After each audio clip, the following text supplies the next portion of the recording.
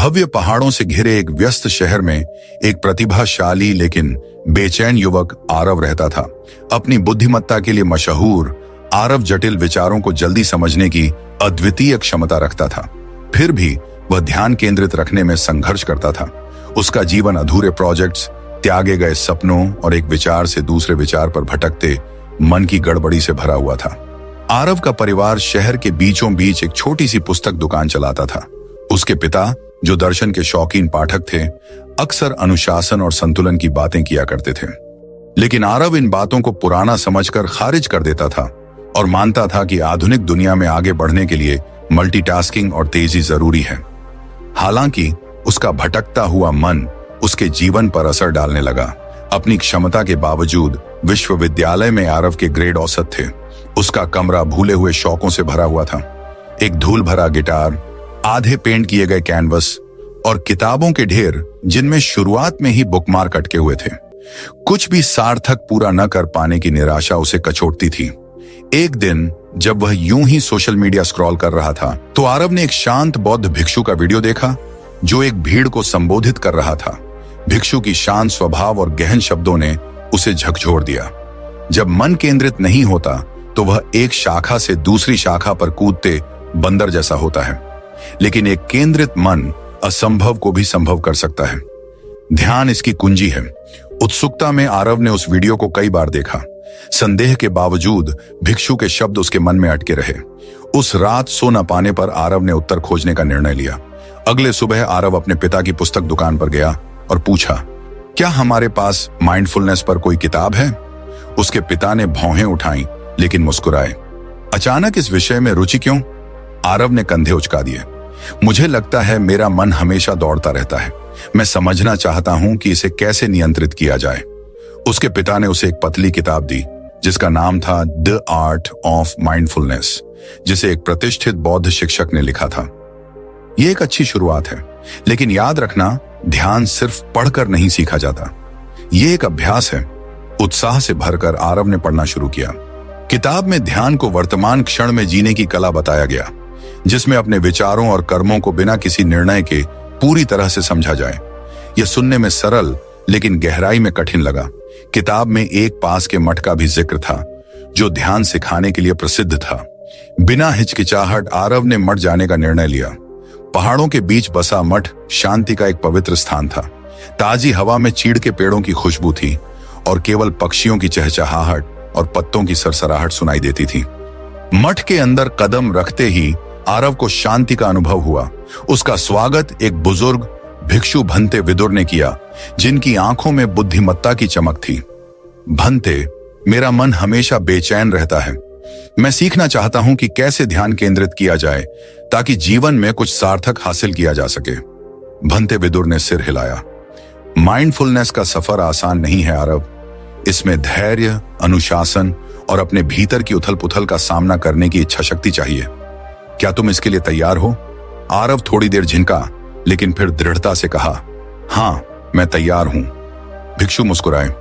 अच्छा, तुम्हारा पहला पाठ सरल है लेकिन चुनौतीपूर्ण भी। बस 10 मिनट के लिए शांत बैठो और अपनी सांसों को देखो। अपने मन को भटकने मत दो। आरव को लगा यह आसान होगा। चुपचाप ध्यान हॉल में बैठकर उसने अपनी आंखें बंद कर लीं और अपनी सांसों पर ध्यान केंद्रित किया। एक सांस, 2 सांस, फिर उसका मन भटकने लगा। क्या मैंने दरवाजा बंद किया था?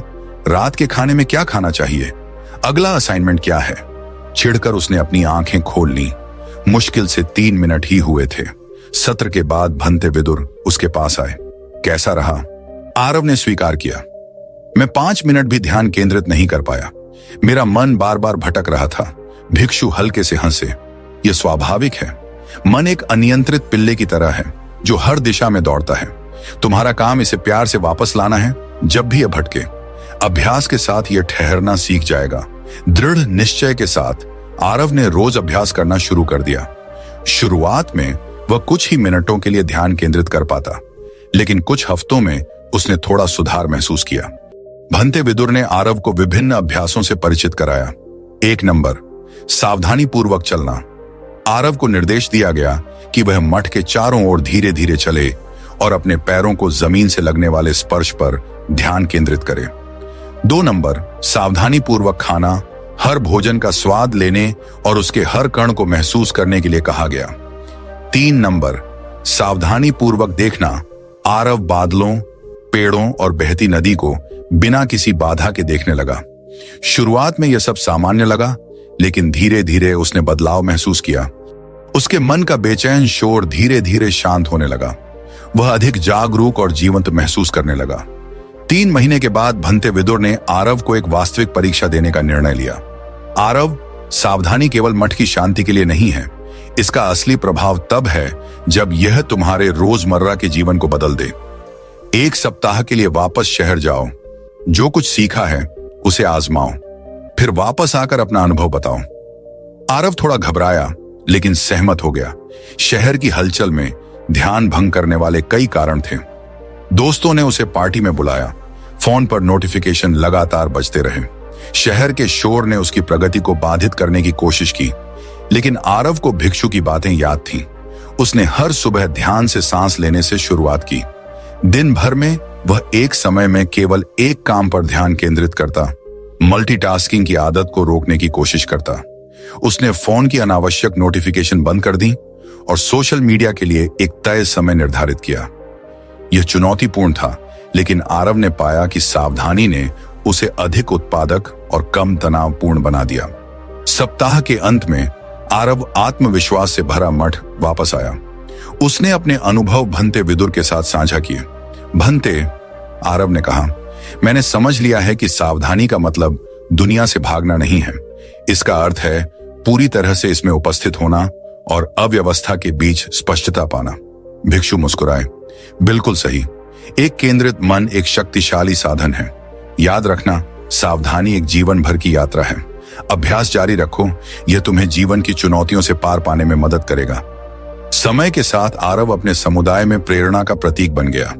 उसने एक सावधानी क्लब शुरू किया, जहां वह दूसरों को ध्यान केंद्रित करना और वर्तमान में जीना सिखाने लगा। उसके ग्रेड बेहतर हो गए, उसके रिश्ते गहरे हो गए और उसने संतुष्टि के साथ अपने प्रोजेक्ट पूरे किए। सालों बाद आरव अक्सर मठ आया करता और भंते विदुर को धन्यवाद देता। उनके द्वारा दी गई बुद्धिमानी ने उसकी जिंदगी बदल दी। कहानी की शिक्षा सावधानी हमें वर्तमान क्षण में जीने के लिए सिखाती है, जिससे हमें ध्यान केंद्रित रहने और ध्यान भटकाने वाली चीजों पर काबू पाने में मदद मिलती है। अभ्यास के साथ ये न केवल हमारे मन को बल्कि हमारे जीवन को भी बदल देता है और हमें अपनी पूरी क्षमता हासिल करने में सक्षम बनाता है। यदि आपको यह कहानी पसंद आई तो वीडियो को लाइक करें और हमारे चैनल बिलीव इन योरसेल्फ को सब्सक्राइब करें। धन्यवाद।